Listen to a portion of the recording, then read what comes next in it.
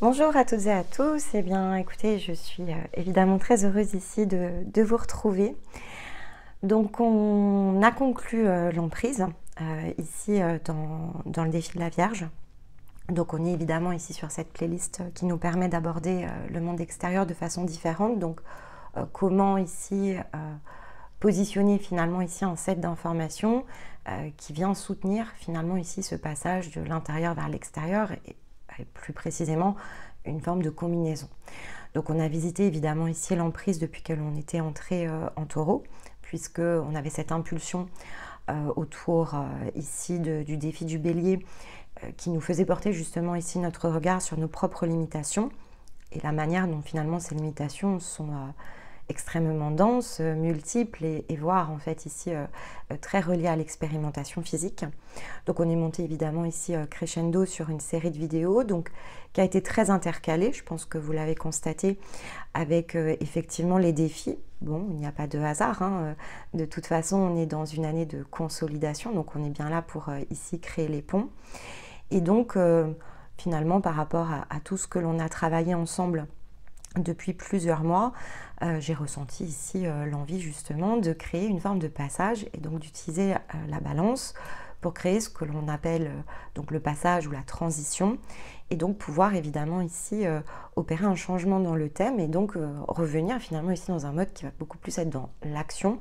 Donc comment quelque part, dès lors que j'identifiais l'emprise, comment je peux actionner ici dans le sens le plus concret mon mécanisme dans la vie en fait et donc comment faire se rejoindre finalement ici mon intérieur avec cet extérieur et comment l'ajuster en fait, comment travailler ici de concert aussi bien dedans que dehors et donc dans un mécanisme finalement ici qui est libre, un mouvement qui s'est ici comme réconcilié à l'intérieur évidemment ici de lui-même. Donc pour ça on va travailler sur ici la balance.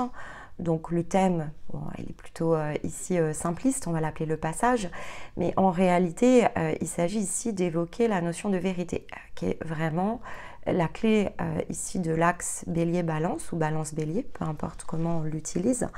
On va le regarder bien sûr ici du point de vue de la balance, on va utiliser la montagne, et donc ça va nous permettre ici d'exposer ensemble certaines choses qui doivent nous permettre d'entrer ensuite dans le processus de mutation du scorpion. Donc quitter la zone limitée, limitante et cette physicalité qui pousse notre tête ici à chercher pour finalement revenir ici à l'expression du cœur. Et donc pour ça, c'est vraiment utiliser la balance pour quelque part craquer un peu ce sujet qu'est la vérité, parce que souvent c'est quand même ce que l'on utilise et qui crée de la contrainte.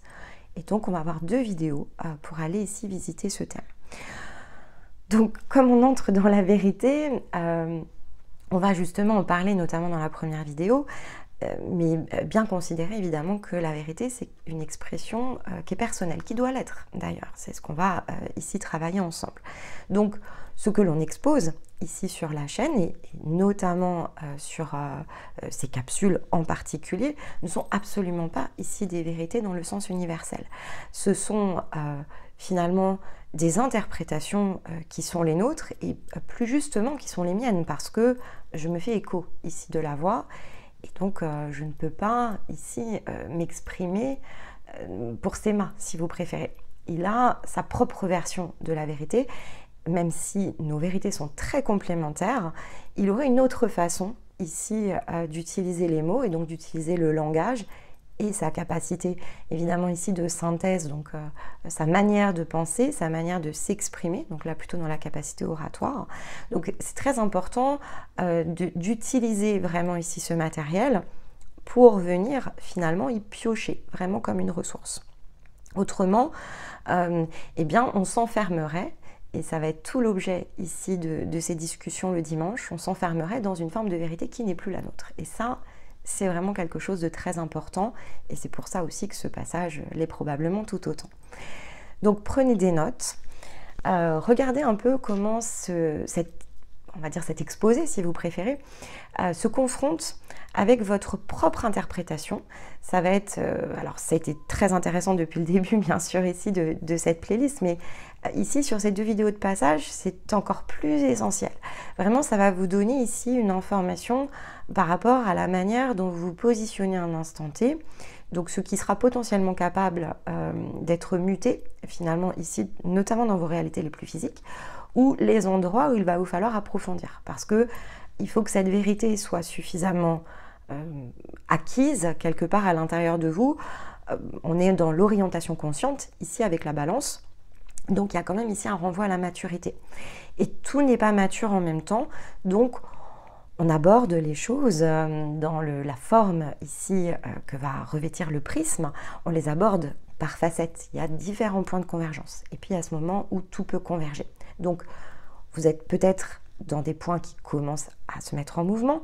Vous êtes peut-être dans une facette en particulier où vous êtes peut-être en train de faire converger ici un ensemble. Il faut considérer vraiment ici ce point de développement qui est le vôtre et vous y laisser porter. Et prendre des notes, bien sûr, revenir sur les vidéos et notamment sur les thématiques à partir de vos besoins dans la période évidemment ici qui va suivre ces différentes écoutes pour que ça se synchronise ici vraiment avec votre propre apprentissage ici individuel.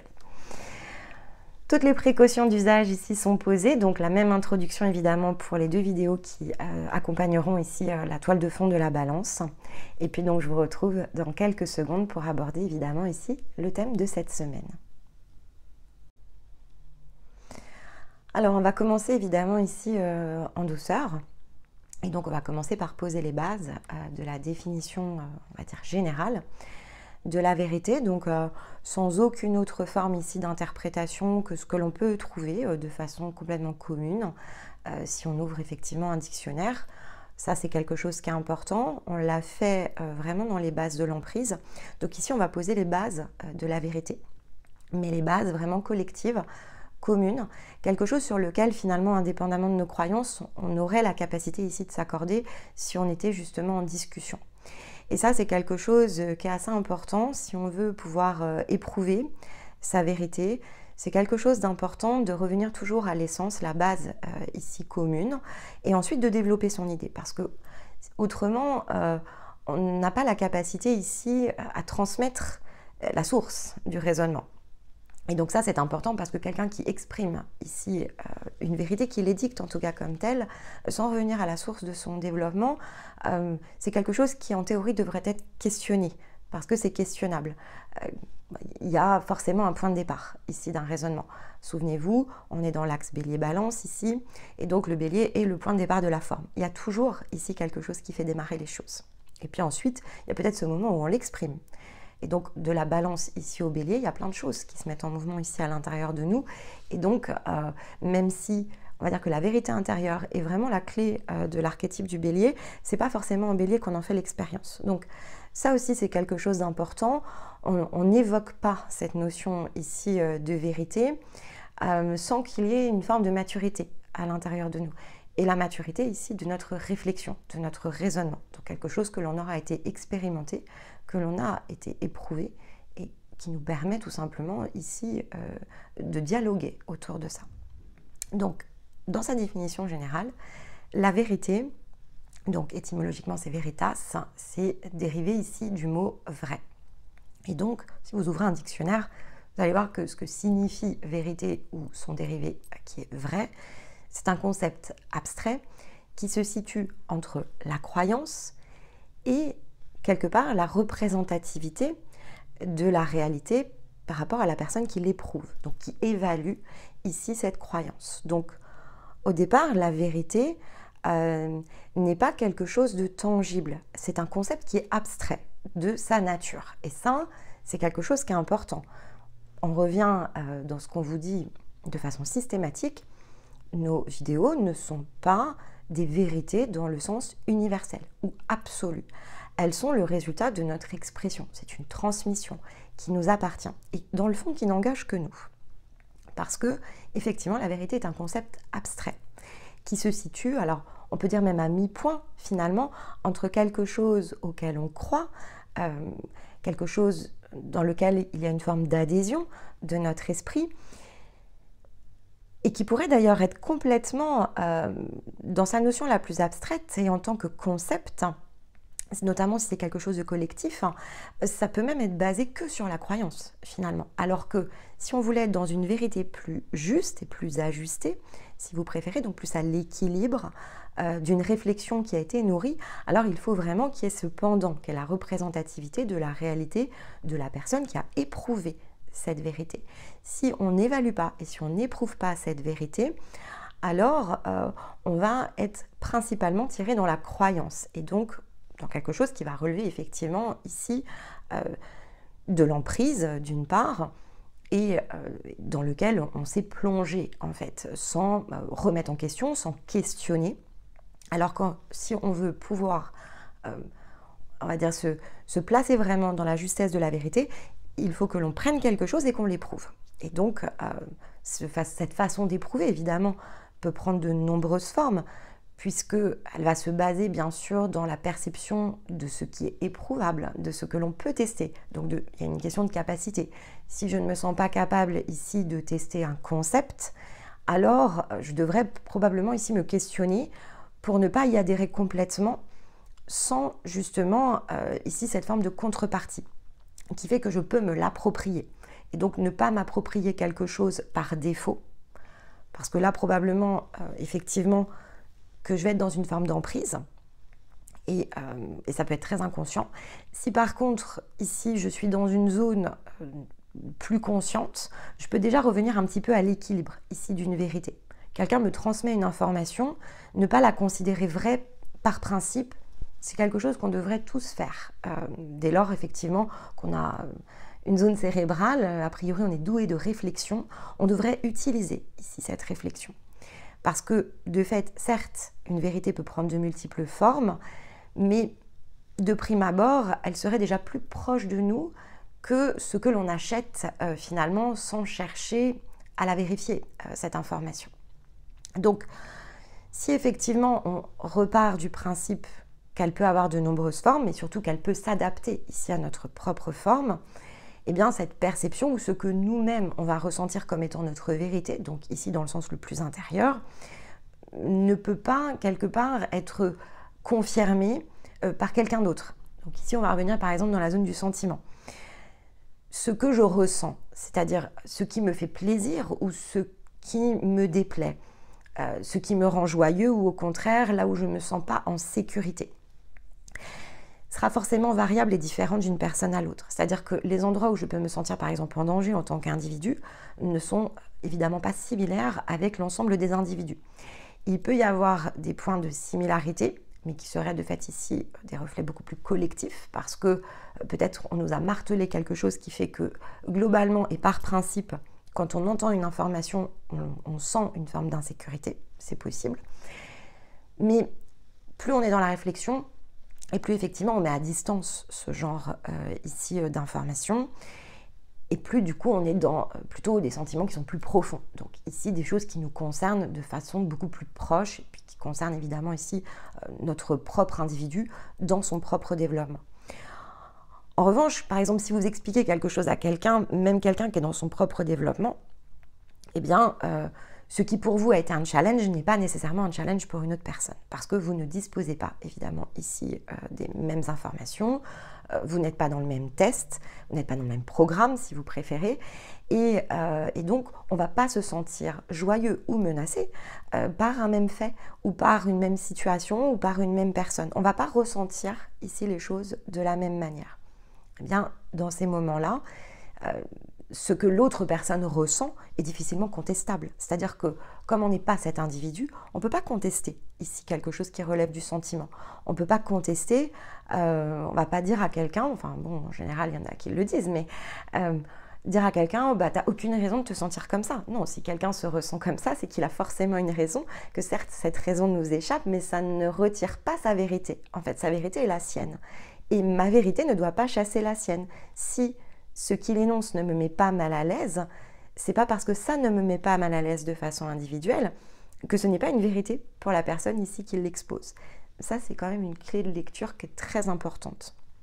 Parce que effectivement, eh bien, dans la mesure où on considère qu'une vérité est un état d'être, cette vérité ne peut pas être contestable dans le sens de l'individu.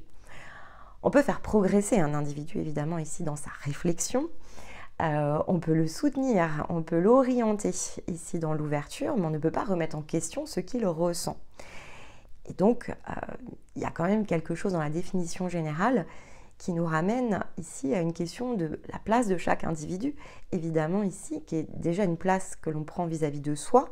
Et puis, quand on ose exprimer quelque chose que l'on ressent, eh bien, forcément, si on comprend cette notion de vérité différemment, il y a un plus grand respect, mais il y a une plus grande écoute aussi, et puis il y a une plus grande compréhension. Donc, on pourrait évidemment ici utiliser l'atout de la balance qui est la compassion, mais qui doit être un atout ici utilisé d'une façon très particulière pour ne pas justement se laisser déborder, pour ne pas que finalement cette compassion combinée probablement avec de l'empathie et de l'emprise sur notre propre vérité. Ces deux vérités n'ont pas à se confondre en fait, puisque à partir du moment où c'est quelque chose d'abstrait qui se situe entre la croyance individuelle, qui peut évidemment être croyance collective, et la manière dont on interprète de façon individuelle la réalité, mais qui doit passer par quelque chose que l'on éprouve, eh bien, si on prend la formule au complet, en fait, globalement, on arrive à mettre quelque chose à distance. C'est quand la formule n'est pas complète, évidemment, qu'ici va se poser un autre problème. Du point de vue de la science, pour que quelque chose soit vrai, si on veut pousser encore le pragmatisme un peu plus loin, il va falloir rendre ce fait irréfutable. Donc il y a la notion de preuve, évidemment, ici, dans la vérité vue de la science. Et puis c'est quelque chose aussi que l'on va appliquer dans le droit, par exemple. Donc tout ce qui est vrai est contestable, si on prend ici le droit, jusqu'à ce qu'une preuve matérielle, notamment, vienne infirmer ce qui est théorisé ou le confirmer. Donc en fait, on est dans la contestation potentielle de la vérité de la personne qui l'expose. Et puis selon le droit, évidemment, si on prend vraiment le cadre purement légal, d'un pays à l'autre, ça change. Il y a certains pays dans lesquels, effectivement, la personne ici qui expose sa vérité se doit de la prouver. Prouvez-moi que vous avez ici, vous êtes dans votre bon droit et que vous avez raison. Et puis, il y a d'autres, effectivement, ici, systèmes, notamment judiciaires, dans lesquels on est innocent jusqu'à ce qu'on amène la preuve ici du contraire. Donc, c'est à là, quelque part, la personne est innocente jusqu'à ce que la victime apporte ici les éléments nécessaires pour prouver ici qu'elle est victime de la personne qui n'est donc de fait plus innocente. Donc ça c'est assez essentiel parce qu'il y a une vraie différence aussi dans la définition de ce fameux contexte abstrait qui va donc se situer entre la croyance et la représentativité de la réalité, mais pour la personne qui a éprouvé cette réalité, et la capacité, évidemment, surtout dès lors qu'on parle de sentiment, de pouvoir l'attester. En fait, comment attester un sentiment? Si je me suis sentie en insécurité ici avec une personne, à moins qu'il y ait un acte qui soit commis avec, effectivement, par exemple, une agression, eh bien, aujourd'hui, en droit notamment, on ne va pas pouvoir agir parce que le droit a été dicté d'une autre façon. Vous voyez un peu l'incohérence ou la cohérence, parce que en fait c'est l'inverse aussi, c'est-à-dire que c'est cohérent finalement ici avec ce langage, et en même temps évidemment en tant qu'individu c'est incohérent avec cette notion ici de vérité éprouvée par un individu. Donc il y a quelque chose en fait ici qui est, on revient dans la distorsion et le paradoxe en fait, c'est-à-dire que cette distorsion intérieure lorsqu'elle existe, eh bien dans le paradoxe de l'action, on va nous demander ici d'apporter des preuves, et dès lors que ça relève ici d'un sentiment, il faudra attendre l'acte, finalement, ici, pour que les choses puissent, quelque part, être estimées, évaluées, jugées, et donc que ça ne devienne plus une vérité contestable. Alors, vous voyez que parfois, ça dérive, en fait, ici. Donc, ce qui est important, c'est ce point de vue relatif. Et en science, il est bien moins relatif qu'il n'est pratico-pratique. Et donc, on revient aussi, la science peut être évidemment ici appliquée par exemple à de nombreuses choses. On peut revenir dans l'histoire, par exemple la chronologie ici humaine. On va raconter une chronologie parce qu'on va s'appuyer ici sur des déroulements d'événements qui ont pu être tracés, qui finalement ne sont plus des probabilités, mais dans lesquelles on est en capacité d'apporter une forme de preuve. On est donc dans une interprétation qui, parallèlement d'ailleurs, peut être sortie évidemment ici de son contexte, parce que l'interprétation, elle va être relative selon les époques.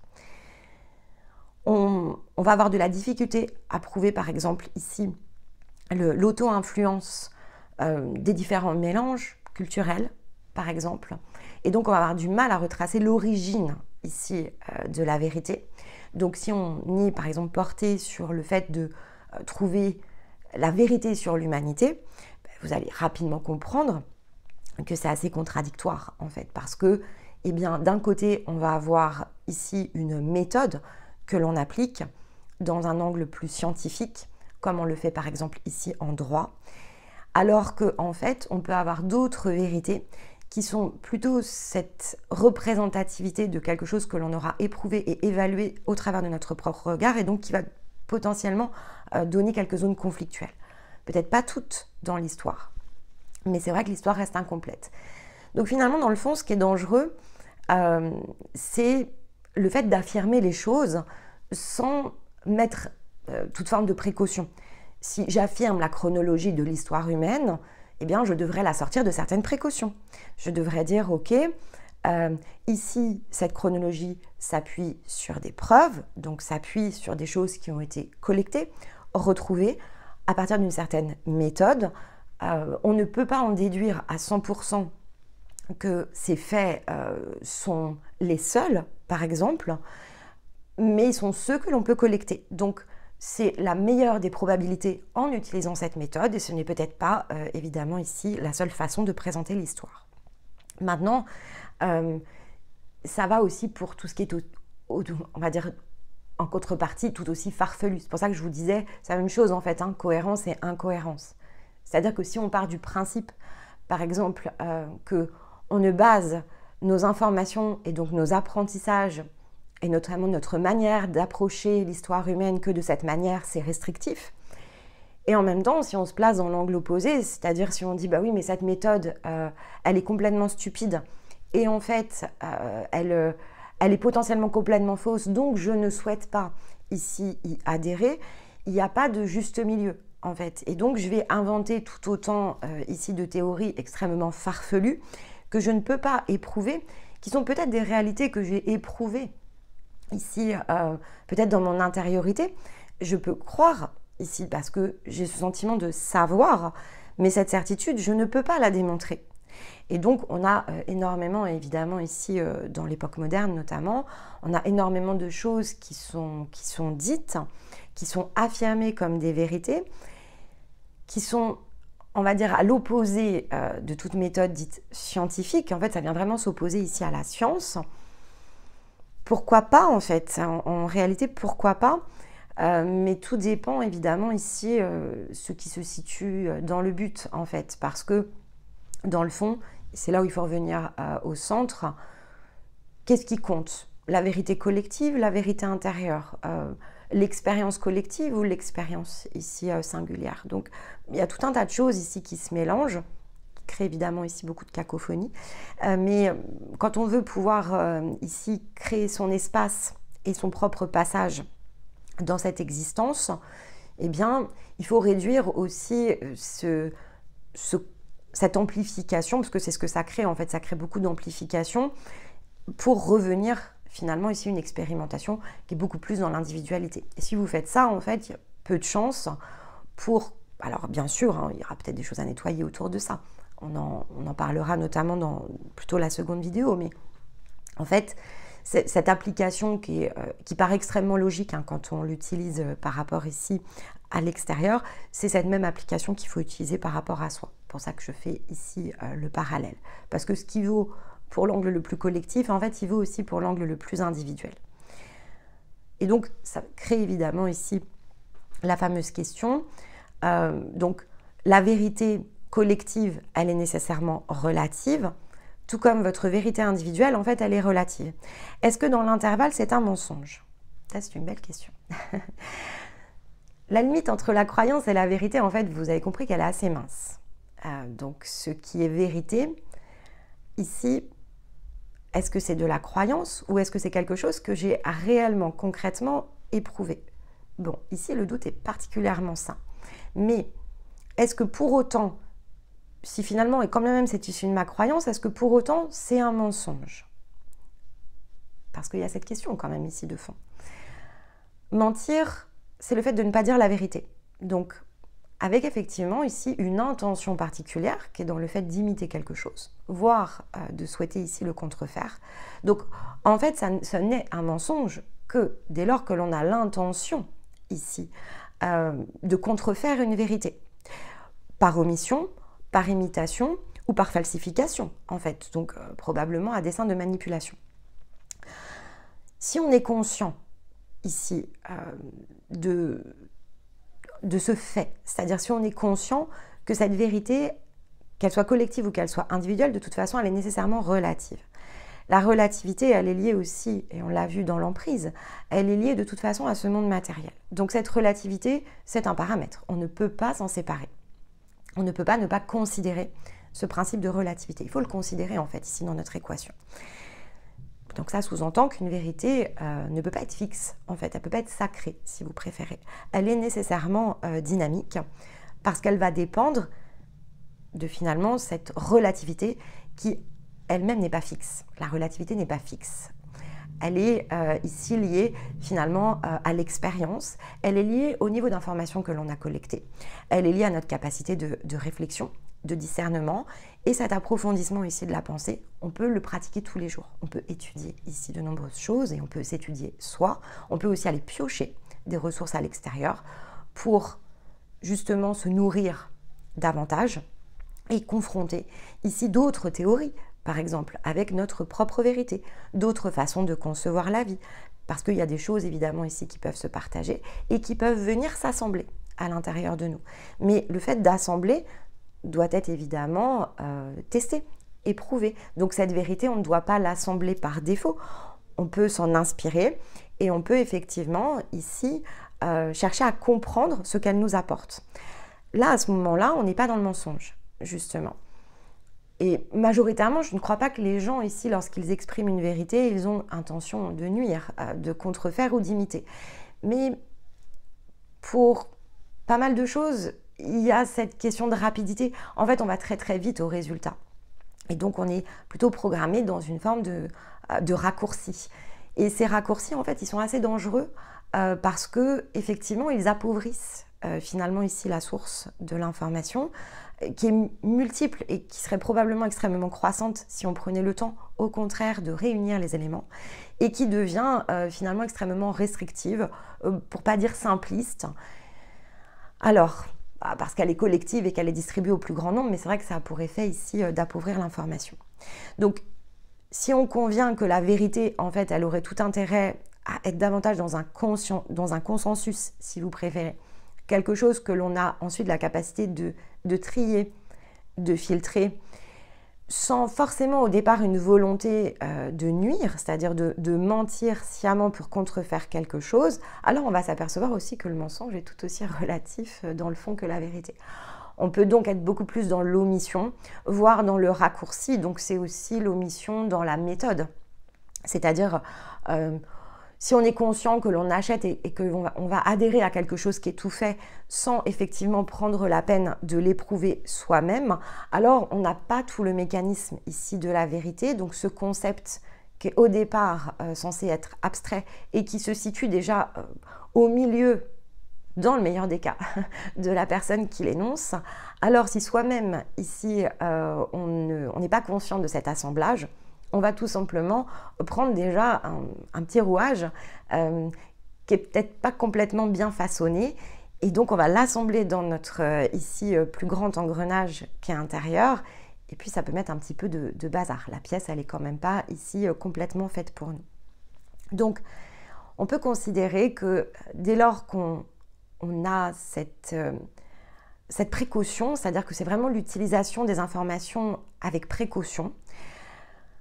Et le choix aussi peut-être de certaines informations, c'est-à-dire qu'on peut aussi choisir d'utiliser des informations dans lesquelles l'exposition des faits est faite avec beaucoup de précaution, dans lesquelles les conditions d'analyse sont peut-être exposées, ou les conditions d'appréciation, que ce qui est mis à notre disposition est suffisamment large, suffisamment étendu, suffisamment sourcé aussi, avec cette qualité de source, c'est très à la mode cette notion de source, mais En fait, je pense que l'intention de source, par exemple, est quelque chose de positif. C'est-à-dire que c'est positif pour exposer les faits de manière ici beaucoup plus concrète.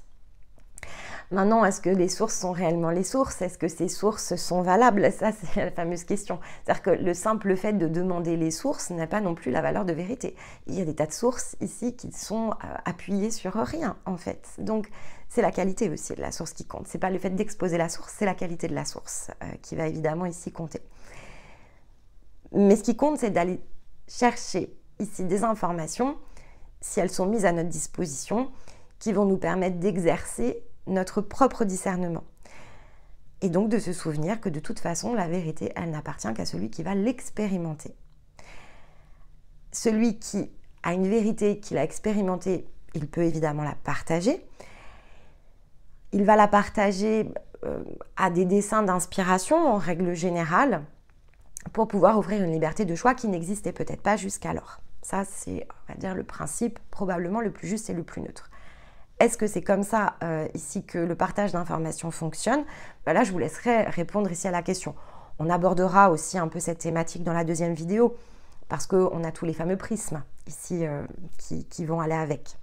C'est-à-dire qu'à partir du moment où cette vérité, elle est de toute façon orientée, tronquée, et donc qu'il y a un objectif, si vous préférez, ici à cette opinion, et qu'il y a un objectif que plutôt clair, en fait, il est plutôt exposé. Si on prend l'exemple des fameux mots en isme, majoritairement, ici, dans tout ce qui est le plus commun, dans la collectivité. On est dans le militantisme, en fait. Donc, quand on défend une cause, on milite, en réalité. Et le fait de militer nous donne déjà un objectif, qui est celui de convaincre, ici, le plus grand nombre, que notre vérité a de la valeur, que notre cause est importante. Donc, on cherche, de toute façon, ici, on est bien en position, alors, partiellement défensive, mais surtout, on cherche à gagner du terrain. On cherche à ce que notre voix porte. Donc, de toute façon, c'est pas quelque chose, ici, évidemment, de neutre. Donc, on est plus dans un concept qui est complètement abstrait, dans lequel on va pouvoir tester cette réalité. On est dans une croyance qui est beaucoup plus amplifiée parce que c'est la cause, en fait. Et donc, elle est alimentée au départ dans une caractéristique de conflit. Je souhaite imposer ici quelque chose, cette cause, elle me tient à cœur. Et donc, forcément, si j'essaye d'imposer quelque chose, c'est parce que je ressens le besoin de m'opposer ici à une manière de concevoir la réalité ou une manière ici de voir quelque chose se dérouler. Si j'embrasse par exemple ici la cause féministe, eh bien effectivement, j'ai envie ici de prouver que les femmes sont opprimées, par exemple qu'elles n'ont pas les mêmes droits que les hommes, qu'elles ne peuvent peut-être pas faire les mêmes choses, et donc j'ai envie ici que cette réalité éprouvée par les femmes bouge en fait, évolue. Donc en théorie, ce n'est pas quelque chose de négatif. C'est-à-dire que de vouloir ici rétablir certains équilibres, ce n'est pas quelque chose de négatif. Mais par contre, il faut réinterroger régulièrement sur la source ici de quelque part ce rétablissement. Est-ce qu'on est toujours dans le fait de rétablir les équilibres ou est-ce qu'on a glissé dans la lutte? Et ce n'est pas tout à fait évidemment ici le même point de vue. Et là, on est bien moins dans l'abstraction finalement ici de certaines informations, parce qu'au bout d'un moment, si la réalité éprouvée qui a alimenté au départ le besoin de rééquilibrer n'existe plus ou plus dans cette même forme, est-ce que nous alimentons désormais la croyance, c'est-à-dire est-ce que finalement on en a fait quelque chose de beaucoup plus idéologique, ou est-ce qu'effectivement on est vraiment encore en train de rétablir des écarts qui, probablement si vous me posez la question, évidemment que ce concept ici d'équité doit pouvoir exister. Et en même temps, ça doit pouvoir exister sans renier ici des possibles différences qui sont des différences réelles et qui ne sont pas finalement ici des concepts abstraits. Donc, est-ce que nous sommes pleinement ici similaires? Est-ce que les hommes et les femmes sont similaires? Dans ma conception ici, donc c'est ma vérité bien sûr et elle n'engage que moi, je vais vous dire non en fait. Je vais vous dire non parce que je ne vois pas ici quelque chose qui est similaire. Je vois quelque chose qui est complémentaire, mais pas semblable. À partir du moment où c'est complémentaire mais où ce n'est pas semblable, je vais donc chercher ici plutôt à travailler à la performance de la combinaison. Et donc, pas dans le fait ici de gommer ce qui fait finalement ici la particularité de chacune des composantes, mais plutôt à sublimer chacune des composantes. Mais ça, c'est ma façon de concevoir le monde. Et je peux complètement entendre qu'on ne le conçoit pas de la même manière que moi. C'est pas le sujet en fait. Mais donc ici, on revisitera, c'est pour introduire bien sûr, et puis pour surtout étayer le propos de la vérité, mais c'est un petit peu dans ce mode de fonctionnement-là qu'il est facile de glisser. Et donc ici, on fait dériver ce qui doit se situer au centre de la croyance et de la réalité que l'on a éprouvée. Donc quelque chose qui est certes relatif, mais qui est issu de soi. Et donc on en fait quelque chose, évidemment, un modèle qui est beaucoup plus collectif, mais dans lequel, à moins d'adhérer à la croyance, ou à moins effectivement de trouver des points complémentaires avec ce qui est exposé dans cette réalité relative, eh bien, on ne peut pas considérer que c'est quelque chose, évidemment, de vrai pour autant. Ce n'est qu'une vérité, elle est partielle parce qu'elle est relative de toute façon. Elle ne concernera jamais tout le monde ici, cette vérité. On va tous avoir une façon différente de vivre ici chacune des causes potentielles que certains se plaisent évidemment ici à défendre. Donc, dès lors que cette vérité, elle appartient à celui qui l'expérimente, qu'il ne l'impose pas, qu'il la partage, qu'il laisse les autres libres de choisir et donc de les inspirer ici de quelque chose qu'ils souhaitent porter, eh bien cette vérité, finalement, elle peut être évidemment sublimée, voire elle peut être complétée, et puis elle est évidemment potentiellement exposée aussi au consensus, puisque chacun peut venir trier, filtrer et assembler en fait, et ajouter quelque chose. Et donc c'est une autre façon évidemment ici de conduire sa propre opinion. Parce que dans le fond, vérité et certitude sont aussi intimement liées. Certitude, c'est effectivement issu du latin certitudo, et donc dérivé évidemment ici de certain, qui est certus. Donc c'est le caractère de ce qui est certain, et ça ramène à cette idée de conviction. Et la conviction, on l'avait déjà évoqué ensemble, c'est la démonstration convaincante. Donc on ne peut pas ici dissocier conviction du verbe convaincre, donc convincere, qui signifie le fait de réussir à prouver de façon victorieuse, donc de réussir ici à prouver quelque chose, donc à quelqu'un, alors de façon individuelle ou de façon collective, peu importe. En tout cas, c'est amener quelqu'un à admettre par la preuve ou par son raisonnement, qui peut être évidemment considéré comme irréfutable, qu'un fait ou une idée est vrai, est réel.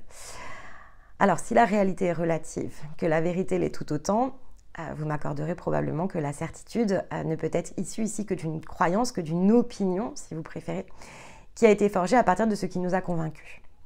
Et donc évidemment, la source de cette opinion, elle est essentielle. Si on ne détermine pas la source ici de notre direction, de ce qui nous a convaincus, et si effectivement on est convaincu par autre chose que soi-même, il peut y avoir évidemment ici un possible danger. Parce que cette multiplicité évidemment ici des formes et cette dissociation souvent que l'on fait autour de ces opinions qui avec le temps en fait sont rarement les nôtres, enfin pas de façon ici profonde. On apprend, je pense que là vous pourrez en témoigner, on apprend beaucoup ensemble, ici notamment quand on est dans les parcours, à se débarrasser justement ici de ces opinions, de ces certitudes, de ce schéma de pensée que l'on a établi, dans lequel on est allé se loger en fait, et qui crée bien sûr ici une emprise. C'est-à-dire qu'on ne peut pas avoir une conscience, une pensée en expansion si on exerce une forme de contrainte sur ici sur notre zone cérébrale. Ça va plus loin que ça, parce que de façon individuelle, c'est le conditionnement bien sûr ici des expériences de vie et notre manière, cette manière que l'on aura eu d'interpréter nos situations de vie. Donc cette manière plus abstraite d'expérimenter notre propre vérité. Et celle-ci, au gré des expériences et donc des sentiments qui se sont forgés, donc des associations que l'on a créées entre certains événements et donc nos émotions, c'est celle qui nous enferme. Donc quand on travaille ensemble en parcours, on cherche à libérer ces zones, on cherche où sont les boucles, parce que souvent ça se répète évidemment ici par phénomène de cycle. Les gens changent, mais les boucles subsistent. Parce que en fait, c'est notre manière d'apprécier la réalité qui fait qu'on en ait conscience ou pas, hein, qu'on est attiré par des mêmes natures de jeu. Et donc, parce qu'on n'a pas appris en fait, on n'a pas terminé finalement le jeu.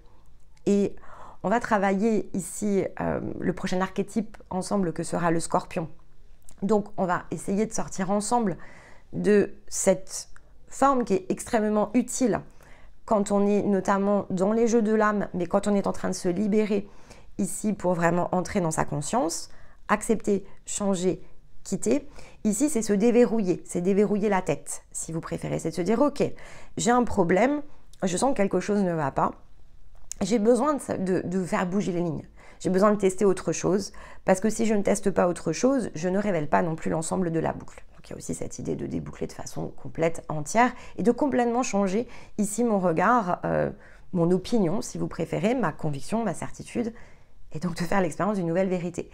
Une vérité va nécessairement remplacer l'autre. C'est-à-dire que s'il y a des choses auxquelles vous avez toujours adhéré, toujours cru, il y a ce moment où vous allez les trier par rapport au collectif. On va vous aider bien sûr à revenir à quelque chose qui est plus profond. Mais ensuite, cette vérité, lorsque vous vous êtes connecté à vous-même, il faut pouvoir complètement la vivre. Et pour complètement la vivre, eh bien, on va sortir de cette formule qui solutionne en effet tous les problèmes au départ, qui sont les problèmes qui permettent de libérer la tête, accepter, changer, quitter, parce que ça, c'est ce qui vous redonne la main, ça vous aide à vous recentrer ici en tant qu'individu, ça vous aide à revenir dans votre puissance, dans votre force intérieure. Vous dire, ben non, la vie, en fait, elle n'est pas là pour me malmener. C'est pas la fonction de la vie, c'est la fonction de la tête qui cherche jusqu'à ce que le cœur trouve. C'est juste une façon de chercher les réponses. Donc, le fait d'adresser un problème avec seulement 3 solutions, ça fait quand même se concentrer la tête ici sur un mouvement, une action potentielle. Ça ne me plaît pas, eh bien, il faut que je trouve un moyen de savoir ce que je fais ici avec ça. Donc, si ce que je vis, donc cette vérité que j'expérimente, elle est réelle pour moi au moment où je l'expérimente. Et en fait, ça sera toujours réel. Dans votre point de vue, tout sera toujours réel. Vous allez toujours continuer à toucher les tables, les personnes. Tout ça, c'est réel. Vos émotions sont réelles, vos sentiments sont réels. Vous ne pouvez pas vous dire que ce n'est pas la réalité, en fait. Si vous le faites, vous allez vous couper de tout et de tout le monde. Donc oui, il faut considérer que c'est une réalité. C'est une réalité potentielle et vous n'êtes pas obligé de vous figer dedans. Vous pouvez être en croissance. Donc cette réalité, elle est votre vérité. Et cette vérité, elle est intérieure. Personne ne peut la juger, personne ne peut l'estimer. Personne ne peut vous dire à quel point vous souffrez. Il n'y a que vous, en fait, qui savez à quel point vous souffrez. Personne ne peut vous dire à quel point, ici, ce que vous faites vous plaît ou vous déplaît.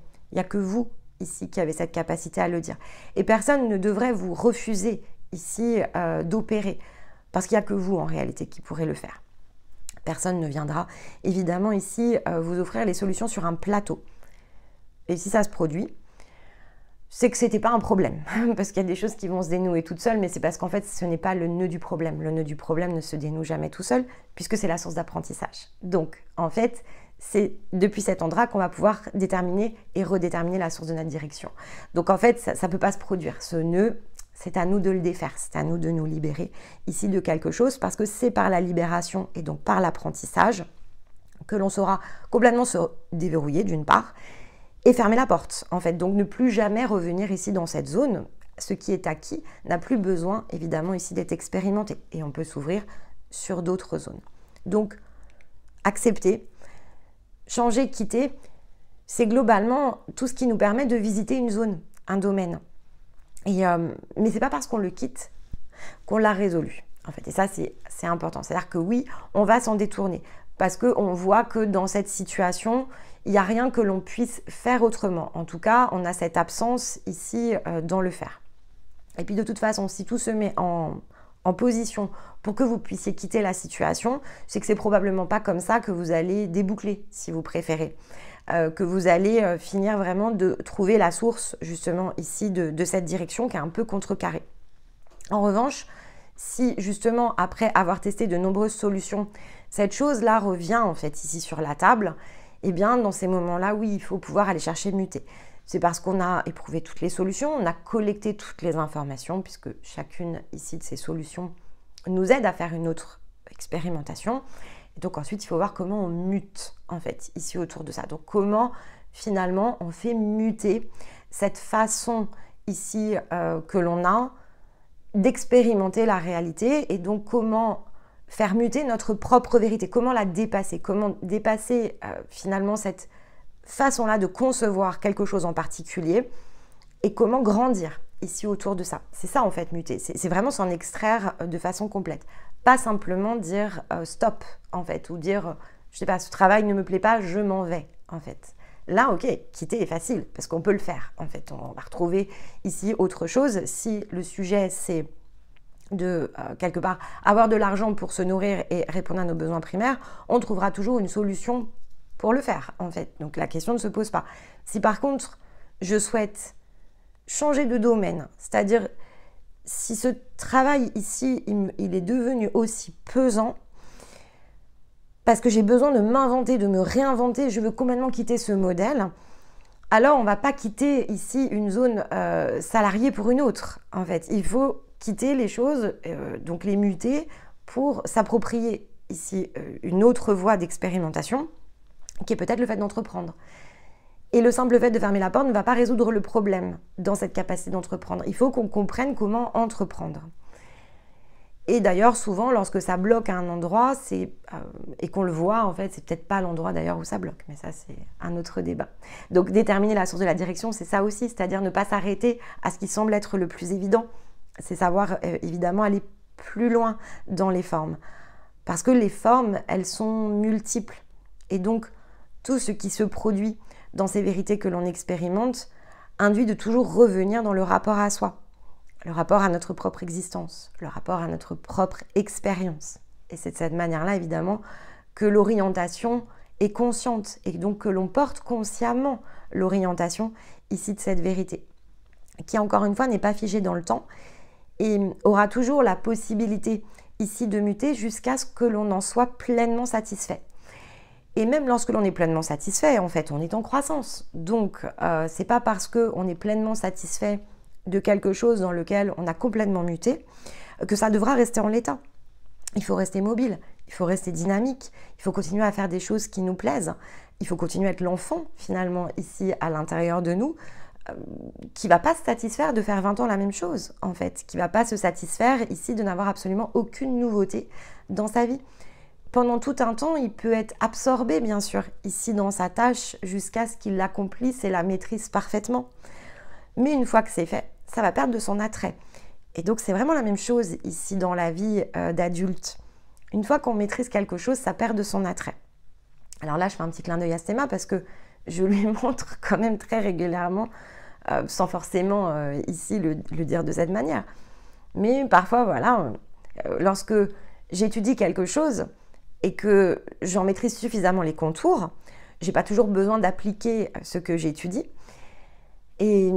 Mais il y a des cycles comme ça où je vais beaucoup être dans l'étude, beaucoup dans l'apprentissage. Et c'est pas nécessairement ici dans un domaine d'études en particulier. Mais par exemple, je vais me prendre de passion pour recycler du carton et faire des panières. Bon, bah c'est bien, peut-être pendant 3 semaines, je vais pas refaire ma technique. Je vais faire des panières pour tout le monde, j'en distribue à droite à gauche. Je suis très contente en fait. Mais une fois que j'ai parfait ma technique, j'ai envie de faire autre chose. Je m'ennuie. Alors je lui dis, ah ça y est, je sens l'ennui poindre. Je m'ennuie, j'ai besoin de m'occuper. Parce que j'ai besoin d'apprendre. Mais c'est de cette façon-là, évidemment, que j'expérimente la vie. C'est ma façon à moi d'expérimenter la vie. Ça ne veut pas dire que ça touche tous les domaines. Je ne vais pas forcément m'ennuyer en tout et toute chose. Mais j'ai besoin quand même régulièrement ici d'introduire de la nouveauté, quel que soit le domaine. Donc, de ne pas être toujours dans la répétition. Et ça, vous le voyez aussi dans le travail de façon plutôt publique. Hein. Je n'aime pas, par exemple, je vais pas aimer faire ici pendant 3 ans des guidances avec les cartes. Vous l'avez vu en fait.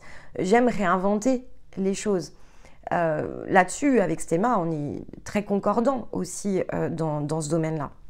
Mais j'aurais pu effectivement ici faire les choses autrement, me dire bah non en fait voilà on va toujours rester dans les mêmes formats et ne pas m'apercevoir en fait qu'avec le temps j'allais quand même un petit peu m'étioler parce que c'est pas challengeant en fait quand on a déjà visité ensemble tout un tas de choses. J'aime challenger votre pensée autant que j'aime challenger la mienne, c'est-à-dire que c'est un challenge aussi de faire ici ce travail.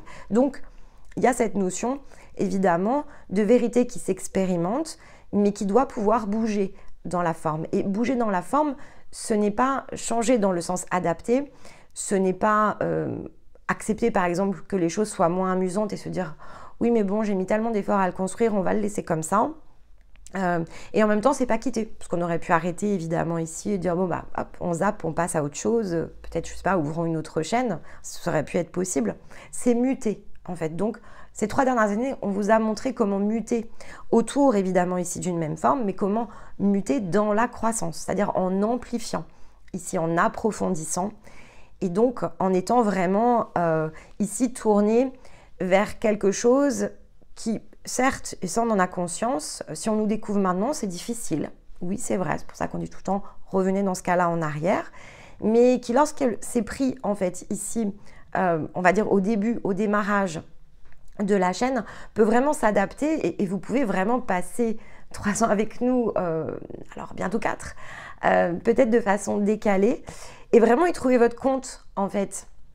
Et ça, quelque part, ça montre aussi à quel point la vérité, lorsqu'elle est exprimée d'une certaine manière, lorsqu'elle est en liberté justement ici de choix, vous êtes disponible à l'expérimenter à votre propre manière. D'ailleurs, vous ne suivez peut-être pas tout ici dans la séquence, mais vous l'expérimentez dans votre propre façon. Donc, vous ne suivez pas évidemment tous complètement les mêmes circuits, je crois, mais encore une fois, vous pourrez le partager. Je pense que tout le monde y trouve son compte de cette manière-là.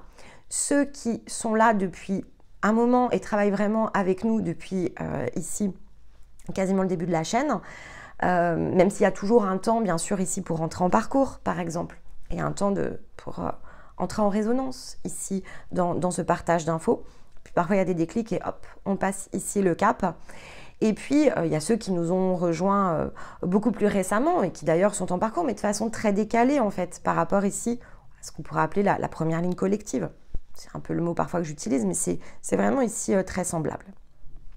Donc cette orientation, évidemment, ici, elle doit être consciente. C'est-à-dire que vous devez ici, quelque part, avoir cette capacité à vous ouvrir à ce concept, alors qui est moins abstrait, de fait, parce qu'ici, il est illustré par l'exemple. Si vous êtes en train de chercher comment expérimenter vos désirs, eh bien, le point de départ, ça va être de vous dire aussi que vos désirs, ils ne peuvent pas, justement, ici, s'exprimer dans cette certitude. Et si vous n'avez pas cette certitude, vous ne devez pas vous empêcher d'expérimenter. C'est-à-dire que si effectivement vous avez une forme de peur dans le fait de déterminer ici votre direction, revenez à la source.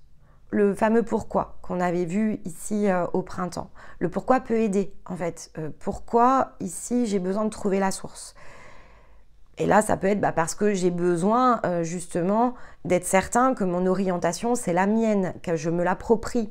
Et donc, je vais forcément, de façon très automatique, le ramener dans mon propre rapport à moi-même, mon existence, mes expériences. Et donc ici, vous allez pouvoir revenir dans une vérité plus profonde, plus alignée. Et à ce moment-là, il faudra libérer la peur de l'échec, la peur de l'erreur et donc parfois la peur ici de se déresponsabiliser. Et donc se souvenir que de toute façon la vie, elle est dans ses multifacettes. Donc c'est pas parce que vous avez fait quelque chose à un instant T que c'était votre vérité. Alors là on va revenir dans le fait qu'il y a 20 ans vous avez probablement ici fait ce que l'on appelle ici le planter des graines et aujourd'hui vous avez un arbre. Bon, très bien, c'est un résultat. Mais ce n'est pas parce que vous avez mis beaucoup d'efforts à obtenir cet arbre que finalement, cet arbre est toujours aligné avec votre vérité au présent. Et ça, c'est important parce que autrement, vous ne laissez pas le flux ici, quelque part, vous emporter. Vous ne laissez plus cette vérité libre et disponible à l'expérimentation. Vous en faites quelque chose de sacré. Et à partir du moment où on fait ici ce mécanisme qu'on associe vérité et sacré, alors on est guidé par le dogme en fait. On est vraiment, ça va au-delà de la croyance, hein, on est vraiment dans quelque chose qui est beaucoup plus idéologique. Et donc on ne s'autorise plus à muter, on ne s'autorise plus à réévaluer l'expérience. Et si cette expérience, elle ressemblait à notre version de nous il y a 20 ans, il y a 10 ans, Et puis entre les deux, ça peut être l'intention mise il y a 20 ans, l'expérimentation qui s'est mise en place de cette manière-là il y a 10 ans. Eh bien, par phénomène de cycle, il est plus que temps de le réévaluer en réalité. Parce que autrement, eh bien, ça voudrait dire que depuis 20 ans, vous êtes toujours la même personne. Et donc que finalement, aucune de ces expériences n'est venue s'assembler, s'intégrer avec vous-même. Et vous ne vous autorisez plus le fait d'être une personne différente, d'être une personne qui a grandi, dont la maturité ici s'est approfondie, qui a collecté de nombreuses informations et qui est capable de conduire ici une nouvelle forme de conclusion. Et donc qui est prêt aussi à expérimenter une nouvelle façon d'être, donc une nouvelle vérité, qui est prêt à partager différemment, qui est prêt à inspirer peut-être ici de ses actions différemment. Et en fait, vous vous privez d'une liberté de choix. Et ça, c'est vraiment très important. Parce que lorsque vous vous posez la question de vos désirs, en fait, ils n'ont pas de forme, c'est normal. La vérité, elle est abstraite. Et elle va bouger et elle va être éprouvée ici par votre capacité d'action. Donc, avoir peur de l'échec avant d'avoir essayé, c'est vraiment ici être dans la tête. C'est ne plus se porter confiance, ne plus être dans sa foi. C'est être à l'extérieur, en fait, ici, de sa propre vérité ou être figé, ici, dans sa vérité sacrée. Donc, le cœur ouvre le chemin. Mais s'il ouvre le chemin, c'est que le chemin n'est pas un point fixe. Donc, il ouvre le chemin et peu importe ce qu'il va nous amener ici à collecter, ce n'est pas pour nous tromper, ce n'est pas pour nous blesser, mais c'est pour nous montrer comment la vie, et donc l'expérimentation de la vie, conduit tout simplement ici nos pas. C'est aussi pour nous prouver, mais ça c'est quelque chose qu'il faut clairement intégrer dans notre paramétrage, l'existence n'est que croissance potentielle. C'est-à-dire que cette potentialité, c'est la clé. L'existence n'est que croissance. Ça c'est, en tout cas, ce que je pourrais moi exprimer comme une vérité. C'est quelque chose que j'ai su constater. J'ai pu voir à quel point ici, le mouvement de la croissance était quelque chose qui, certes, pourrait être discuté et on aurait différentes expériences qui ne seraient pas similaires, ici à partager ensemble, mais je peux aujourd'hui dire que oui, je vis ma vérité et que celle-ci est dans la croissance. Je reprends pour preuve, globalement, une fois par mois, je change d'activité nocturne. Donc, c'est quelque chose qui, pour moi, oui, et clairement, s'inscrit vraiment dans ce qu'on pourrait qualifier ici de croissance. Et donc, cette existence, c'est sûr que si je refais le parallèle avec, par exemple, 10 ans en arrière, où j'étais persuadée que je ne savais rien faire de mes mains, eh bien, l'expérience ici de, allez, on va dire ces 2 dernières années, m'a montré le contraire, en fait, que finalement, lorsque j'étais portée dans ma croissance, si j'avais pas peur, quelque part, de tester quelque chose de nouveau, eh bien, certes, au début, c'est pas si facile que ça, mais en fait, il n'y a rien qui ne puisse pas ici être appris. Donc, de là à vous dire que je maîtrise l'ensemble de la technique, je me suis suffisamment amusée pour avoir envie de passer à autre chose. Et dans le fond, c'est tout ce qui compte. Donc, cette expérience, elle n'a pas nécessité, elle n'a pas vocation, si vous voulez, à toujours perdurer dans le temps. Mais je m'amuse, voilà, quand je découvre quelque chose, une nouvelle technique ici quelconque, je trouve ça amusant. Je trouve que c'est une belle façon ici de passer ma soirée. En général, en plus, j'étudie en parallèle, c'est-à-dire j'écoute, alors parfois je médite, peu importe, mais je l'assortis toujours de tas d'autres choses. Et ce qui fait que, oui, globalement, je vais finir à chaque fois, chaque cycle en me disant « Ah bah, je suis satisfaite, j'ai appris quelque chose de neuf, c'était super cool, mais j'ai envie de passer à autre chose. Je n'ai pas envie de rester ici à faire tout cela de mes 10 doigts pendant des cycles et des cycles. » Mais ça, c'est vraiment quelque chose qui renvoie à ce principe de croissance.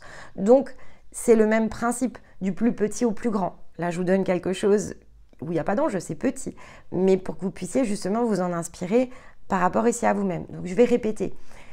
La personne que vous étiez il y a 20 ans, la personne que vous étiez il y a 30 ans, la personne que vous étiez enfant, ce n'est pas la personne d'aujourd'hui en fait. Et si la personne d'aujourd'hui, elle continue à adhérer à quelque chose qu'elle a sacralisé ici dans son esprit, dans sa conception de la vie, donc dans son programme, il est peu probable ici que vous soyez dans votre liberté de choix.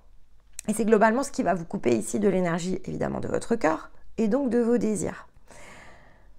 Donc ici, il faudra se rappeler évidemment d'une citation, vous savez que j'aime beaucoup, d'Albert Einstein, qui nous rappelle effectivement que tout est énergie. Mais c'est globalement la seule chose qu'il faut comprendre de la vie. Il faut nous aligner. Et régulièrement, en fait, ici nous aligner avec la fréquence de la réalité. La réalité d'une part qui est la nôtre. Donc, ça veut dire se mettre à jour, quelque part. Et ensuite, s'aligner. Donc ça va plutôt aller avec les désirs et la croissance, avec la réalité que l'on souhaite manifester. Donc la nouveauté. Et il nous ramène dans ce principe. Il ne peut pas en être autrement, puisque ce n'est pas de la philosophie, c'est de la physique. Donc si effectivement vous êtes sur la mise à jour du logiciel d'il y a 20 ans, parce que vous avez sacralisé quelque chose, eh bien aujourd'hui vous n'avez pas la capacité, et c'est celle-ci que vous devez aller chercher pour connecter ici tout ce que vous avez assemblé à l'intérieur vers l'extérieur, eh bien il va falloir désacraliser peut-être ici cette vérité. Il va falloir comprendre la vérité de façon différente, et si vous la comprenez de façon différente, il est probable évidemment que vous changiez ici votre point de vue, et donc que vous ayez ensuite cette capacité à muter. Parce que ce n'est encore une fois pas de la philosophie et il n'y a que l'idée et le côté idéologique et croyance, et donc la philosophie est un petit peu plus large, mais la philosophie moderne, la philosophie antique contient notamment ici la physique et les mathématiques. Mais ce qui n'est pas le cas en fait de la philosophie moderne. Et donc la philosophie moderne, elle est plutôt dans la manière ici de penser. Donc si j'ai sacralisé ma manière de penser, si je me suis peut-être sans m'en rendre compte, enfermée dans une forme très dogmatique de la manière dont doit se conduire mon existence, eh bien j'ai quand même figé quelque chose. Et donc ce quelque chose, il ne peut plus bouger. Il bougera si et seulement si je décide de m'aligner avec la fréquence de ma nouvelle réalité. Donc du résultat, évidemment ici, de mes expérimentations, de la manière dont j'ai éprouvé cette réalité, ce qui me plaît, ce qui me déplaît, les nombreuses formes que j'ai testées, les endroits où je me suis sentie à ma place, les endroits où je me suis sentie au contraire dans des zones conflictuelles, où je suis plutôt dans l'opposition, les endroits où finalement ici il y a des attachements, où il y a des jeux, et les endroits où il n'y en a pas. Et je dois me repositionner à partir évidemment ici de cet assemblage, en me souvenant de ce dernier point que je souhaite partager avec vous aujourd'hui et qui est essentiel. Parce que la vérité, finalement, si elle est très liée à cette notion de certitude, d'opinion et donc potentiellement de croyance, en fait, on n'est pas non plus obligé de la vivre de cette manière-là. On a la capacité, la vérité c'est comme l'amour, ça peut être extrêmement restrictif dans sa définition et puis ça peut être extrêmement large dans son expérimentation. Donc tout va être évidemment ici question d'équilibre. Donc être dans sa vérité, partager sans pour autant chercher impérativement ici à être dans la conviction. Donc à vouloir imposer notre propre source évidemment ici aux autres. Donc l'équilibre à trouver est très complexe parce qu'il va falloir évidemment s'interroger autour de la neutralité. Et cette neutralité, cette interrogation de la neutralité, c'est celle qui introduit le doute de façon très raisonnable, raisonnée. Donc, c'est ce qui nous préserve en fait, je crois, mais alors là pour le coup, vous avez entendu, j'ai utilisé le « je crois » parce que c'est ma vérité. Donc, dans mon regard, édicter un dogme, par exemple, n'est pas de l'équilibre. Utiliser sa capacité oratoire, c'est quelque chose qu'il faut faire avec parcimonie. Il faut vraiment prendre beaucoup de précautions dans mon regard lorsque l'on expose quelque chose parce que, évidemment, et surtout si on a de belles capacités oratoires, on peut être potentiellement ici dans la manipulation d'opinion. C'est pour ça qu'on peut revenir évidemment ici au principe des accords Toltec pour nous aider. Il y a l'idée évidemment d'avoir une parole impeccable et de mettre quelque part feu. Les précautions évidemment ici d'usage. Lorsque l'on est dans le désir ici de partage, c'est un angle évidemment qui est en théorie qui semble neutre, qui semble sain, mais si et seulement si on est déjà à l'équilibre de ce que signifie le partage. Parce que autrement, on peut être aussi, comme à peu près toutes les notions, dans un déséquilibre sans même nous en rendre compte. Donc, on doit être vigilant en fait ici en toutes circonstances à partir de ce désir. Et le simple fait d'énoncer ou d'évoquer je désire partager ne signifie pas en fait qu'on est quand même en train d'expérimenter ici cette notion en neutralité. Parce qu'on peut provoquer évidemment ici par la force de notre propre envie, on peut bousculer aussi un peu les lignes et c'est pour ça qu'il faut ici être très attentif. Donc, bien sûr, on peut débattre, mais dans ce cas-là, on va être vigilant à ne pas imposer ici son opinion. On peut ici être dans l'orientation et être vigilant à ne pas diriger ici l'opinion de quelqu'un d'autre.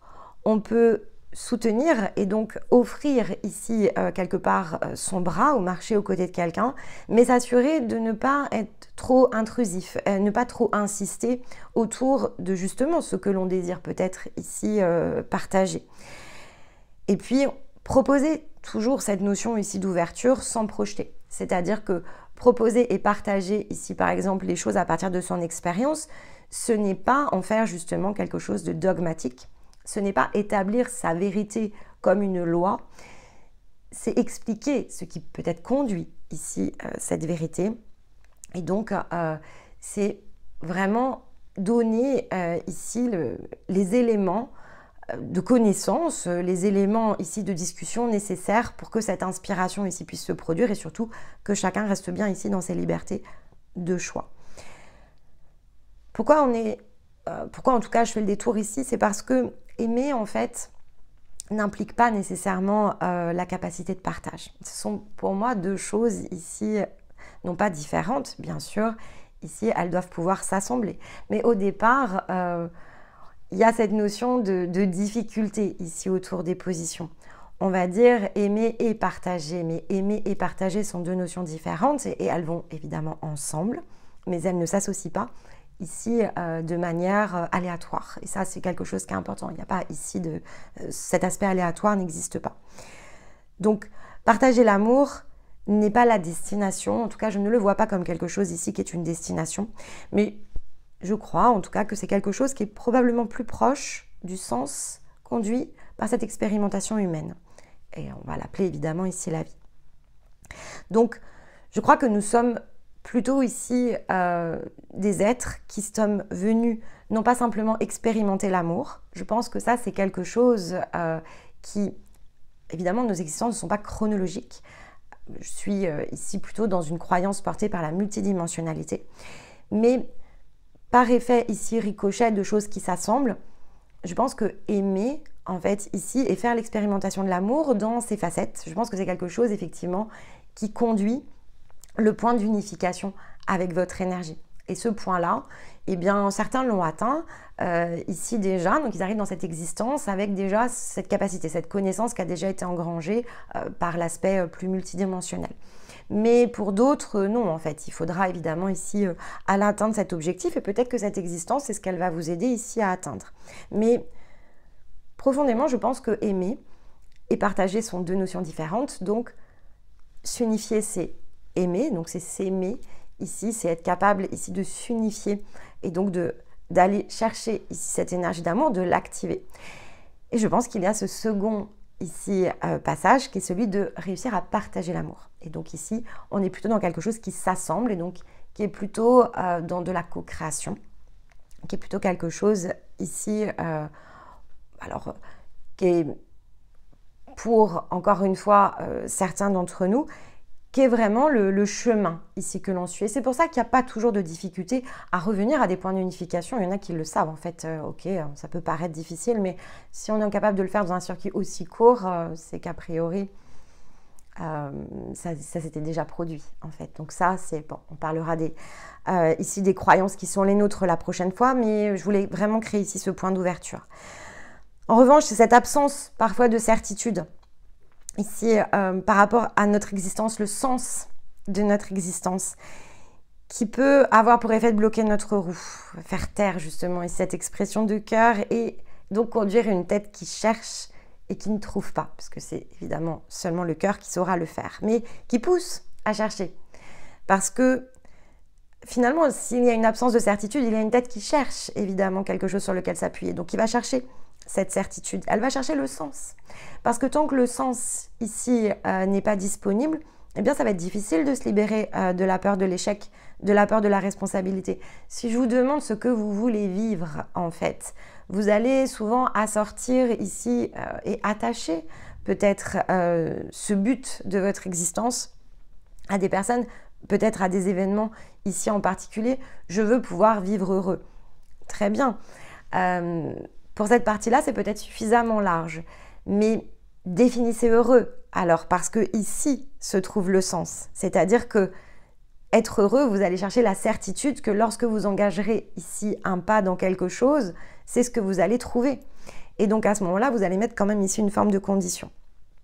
Alors que si vous vous placez ici dans le sens plus profond, ici de ce que peut caractériser une expérience humaine et de ce que ça peut conduire et apporter dans le sens de la croissance d'un être, alors il va falloir élargir, bien sûr, ici la perception.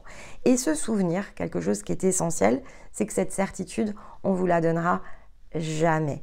Parce que si on vous la donnait, il n'y aurait pas le mécanisme ici de la foi. Donc, préférable de placer ici sa confiance dans le sens de l'expérimentation, quand bien même on n'arrive pas ici à le donner. Et c'est chemin faisant, à partir de l'expérimentation de cette vérité, qui se nettoie, se diffuse, se propage et se structure dans le sens le plus intérieur à partir de ce qui ne nous correspond pas.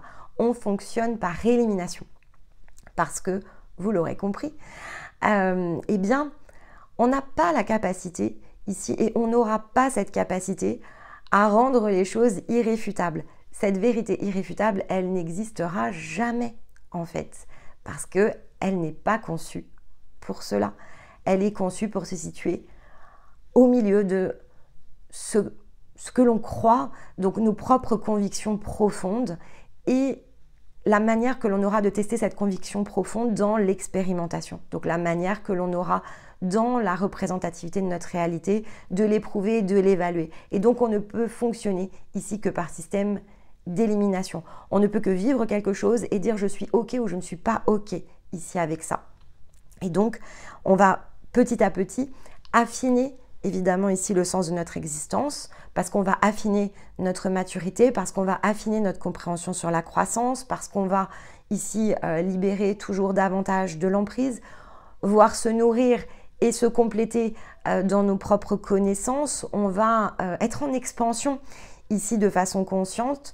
On va toujours accorder de l'importance à déterminer la source ici de la prochaine direction qu'est la nôtre. On va être sensible ici aux orientations, on va être sensible à la manière dont on va vivre ici ces circonstances de vie, et puis petit à petit, parce que libéré de tout ce qui ne nous correspond pas, ou parce qu'on aura réussi aussi à se libérer des choses qui ne nous correspondent pas, eh bien on va pouvoir être pleinement aligné sur le présent, à la fréquence de la réalité qui est la nôtre, et on va pouvoir s'aligner de fait ici avec une différente réalité que l'on va souhaiter ici manifester. Parce qu'il ne peut pas en être autrement, parce que rien de tout ça n'est finalement de la philosophie au sens moral ou au sens croyance ici, on va dire intangible.